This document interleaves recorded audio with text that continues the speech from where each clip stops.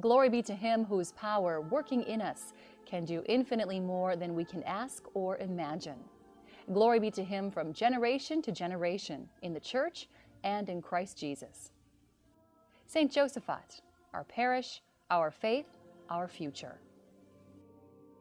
The Basilica of St. Josaphat is one of southeastern Wisconsin's most precious landmarks. But more importantly, it has been a vibrant parish since 1888, when the original church was built. The parishioners who built this church had great faith, many of them taking out second mortgages on their homes to help build St. Josaphat. Over 100 years later, we have the privilege to worship in this wonderful monument of faith. At this point, the Basilica has around 1,600 families, and it's been a wonderful growth over the years since the restoration of the Basilica. People have come here to see what has been done, and then through that have come here and obviously renewed their faith and been able to join the parish then and add to our parish family. So it's continually grown over the past several years and continues to grow as we get new parishioners every year. 2007 was a busy year for us at St. Josaphat, with 55 baptisms, 39 First Communions, 25 confirmations, and 21 marriages.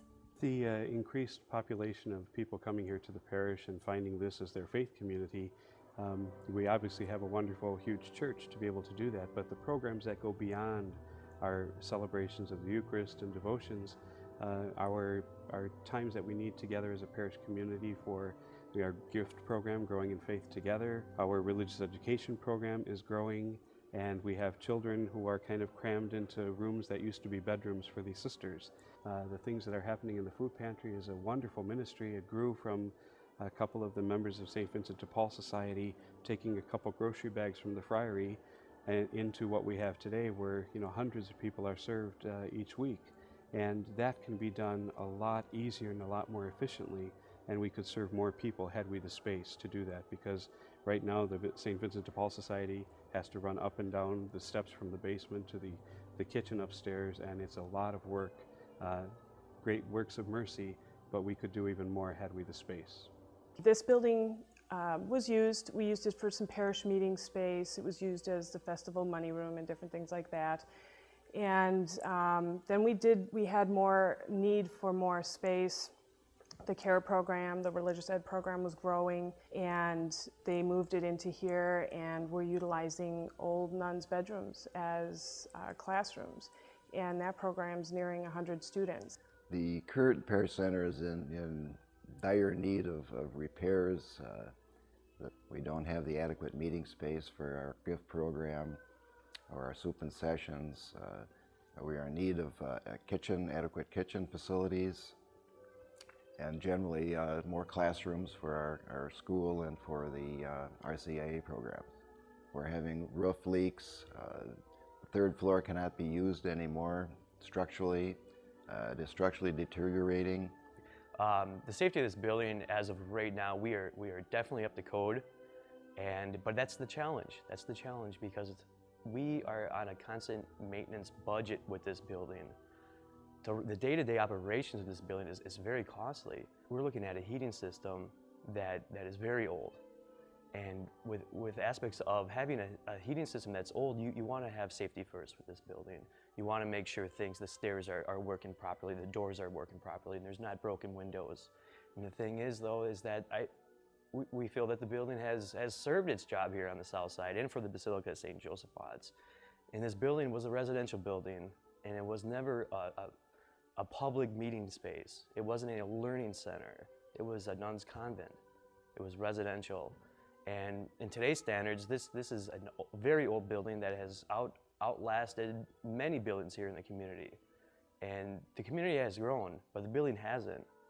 We were having 5 to 6 raccoons a week that we were catching humanely, and so we had no idea how they were getting in. We found several issues with the roof, holes. The raccoons got in, and they didn't want to check out. As everyone should know, the building isn't handicap accessible. Our ladies group, the Christian women at the Basilica, meet here, and it's tough for our ladies to get in and out of the building safely, and that's always a concern for anybody. I don't have my wheelchair today because the building isn't really wheelchair accessible, and if it's not wheelchair accessible, I'm not going to bring my wheelchair. I get in by my dad carrying me in and out, and when I'm going out, my dad just put me in the chair when I'm out. My parents sent me to CARE program because me and my brother go to a public school and there's no religion there, so we need to go to a Sunday school program for the Catholic education. What I like best about the CARE program is that you prepare for the sacraments you're about to receive, and this year I'm going to receive my first Holy Communion. We're working a lot on it, and I'm pretty excited. With a wheelchair accessible and newer building, I think the parish could serve the children that come for religious education, people that come for the meal program, the adults in the RCIA. I think the building was a wonderful building, but it's quite tired. A new parish center will have a number of classrooms in them for the overflow from our parish school, to be used by the children in our CARE program, to be used by the students in our RCIA program, and to be used by the adults in the gift program, in the soup and sessions, and any other parish functions. The Faith in Our Future campaign focuses not only on a new parish center, but for school endowment and tuition assistance. Faith in Our Future campaign is a capital stewardship campaign which focuses on Catholic education and faith formation.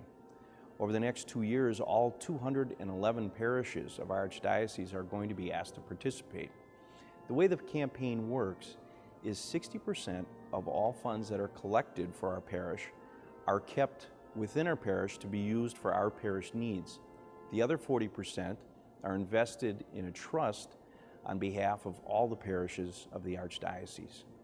All of the funds have to be used for either Catholic education or faith formation. None of the funds can be diverted to be used for any other financial means.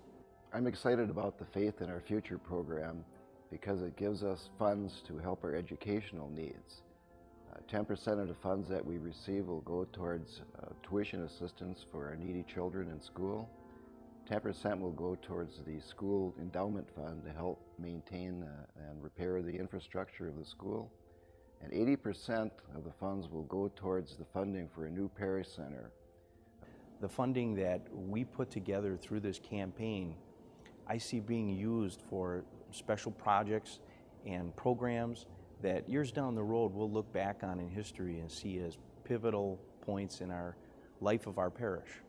My heart tells me that this campaign is going to be a success because the people of this parish have always been generous.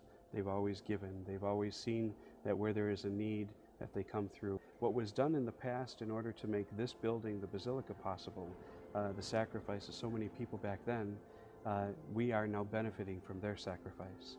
And so what we need to do now is to continue our sacrifice so that we can be able to provide for not only our own generations, but generations to come in the areas of faith formation, adult education, and education for our children too. The Basilica of St. Josaphat, our parish, our faith, our future.